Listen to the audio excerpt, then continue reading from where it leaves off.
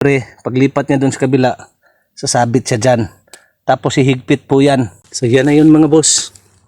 Yan o. Pag dyan susuong, sasabit po siya sa ginawa ko na tali. Kakain siya dyan, yung saging na yan. Pagkaubos niya dyan, puntahan niya yun, yung sa kabila.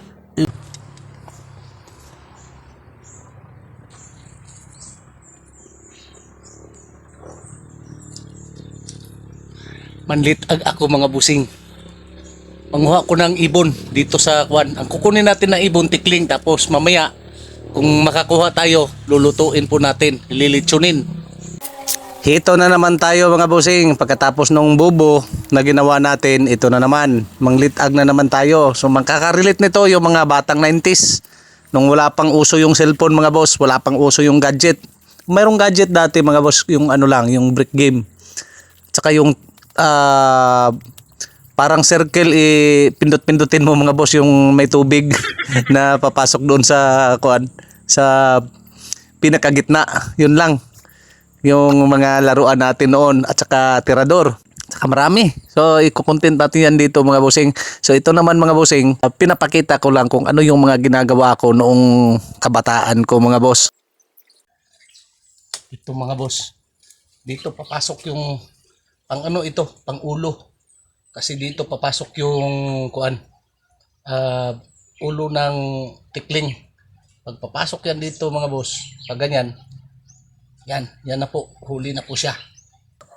So try na lang naman ito ulit kung makakuha tayo. Pero i-continuous natin to mga boss hanggang sa makakuha talaga tayo mga bossing. So pinakita ko lang dito, may nag-comment sa aking YT na sabi niya na hindi daw satisfied ang aking viewers kasi wala tayong nakukuha. Pero ang atin lang naman dito mga boss, alangan naman na i-scripted natin yung ano natin para lang sabihin na mayroon tayong kuha. So dito pinapakita natin mga boss sa aking vlog, sa aking video na yung totoo lang. Nilalagyan ko na, sinisitapan ko na. Dapat mga boss, lagyan nyo ng harang para hindi siya dadaan sa iba. Wala siyang ibang choice kundi doon sa ginagawa nating butas. Doon siya mga bossing, at saka doon natin ilalagay yung pinakatali natin. Kasi pag mayroon siyang madadaanan, siyempre kung ikaw naman, doon ka dadaan sa iba. Ba't ka doon dadaan sa may tali? Basta mga boss, panoorin nyo na lang anong pinaka-sit up natin dito. Tapos aabangan natin. Hindi yan pwede sa manok mga bossing, kasi yung manok bahagyang malaki yon. Kaya hindi to pang manok, baka mabarangay tayo ng ating kapitbahay mga bossing. Tikling lang ang kakain yan mga boss. So dito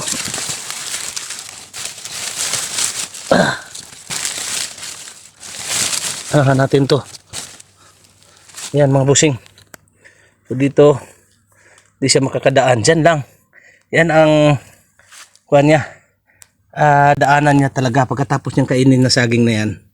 So lilipat siya doon sa kabila. Yan.